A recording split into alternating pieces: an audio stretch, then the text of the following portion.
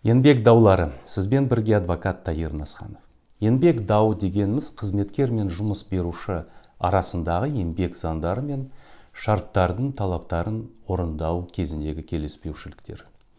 Мысалы, жалақыны төлемеу, заңсыз жұмыстан босату, еңбек кітапшасын беруді кешіктіру және тағы басқалар.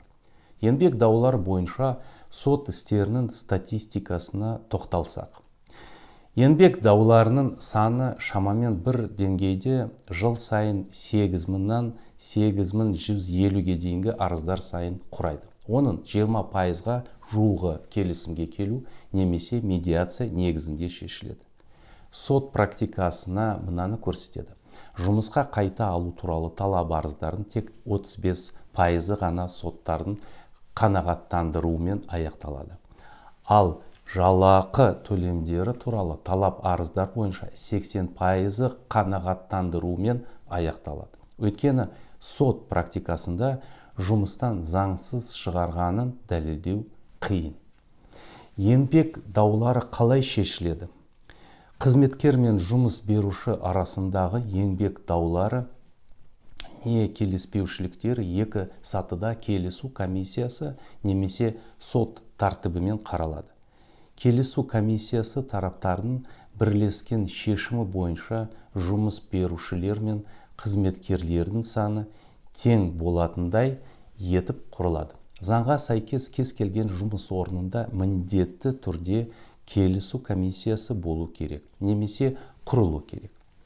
Сонымен қатар, қызметкер құқықтары бұзылған жағдайда мемлекеттік еңбек инспекциясына шағымдана алады. Еңбек инспекциясы жұмыскерлердің құқықтары мен бостандықтарының сақталуын және қорғалуын қамтамасыз етеді. Жұмыскерлер мен жұмыс берушілердің өтініштерін, арыздарын және шағымдарын қарайды. Ендігі кезекте бірнеше мысалды қарастырсақ. Жасым 48-де. Жұмыс беруші жасын үлкейді деп жұмыстан шығарамын немесе басқа шет қаладағы филиалға ауыстырамын дейді. Әрекет заңды ма? Қазақстан Республикасы Еңбек кодексінің 52-ші бабында жұмыс берушінің бастамасы бойынша қызметкерді жұмыстан шығару жағдайлары көрсетілген. Оларға жұмыс орны таратылса, штат қысқарса, аттестациядан өте алмаса, алкоголь немесе есірткі пайдаланаса, не сол күйде жұмысқа келсе, бір жұмыс күні ішінде себепсіз 3 сағат болмаса, тәртіптік жазасы болып, қайтадан тәртіптік жаза алса, тағы басқа осы секілді заңда көрсетілген негіздер жатады. Осыған байланысты сізді жұмыстан шығаруға ешкімнің құқығы жоқ.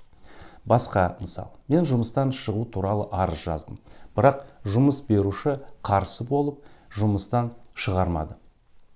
Не істесем болады? Қазақстан Республикасы Еңбек кодексінің 56-шы бабына сәйкес қызметкер өз еркімен жұмыстан шығуға құқығы бар. Ол үшін тек қана бір шартты орындаса жеткілікті. Яғни, бір ай бұрын жазбаша түрде жұмыс берушіні ескертуіңіз қажет бар.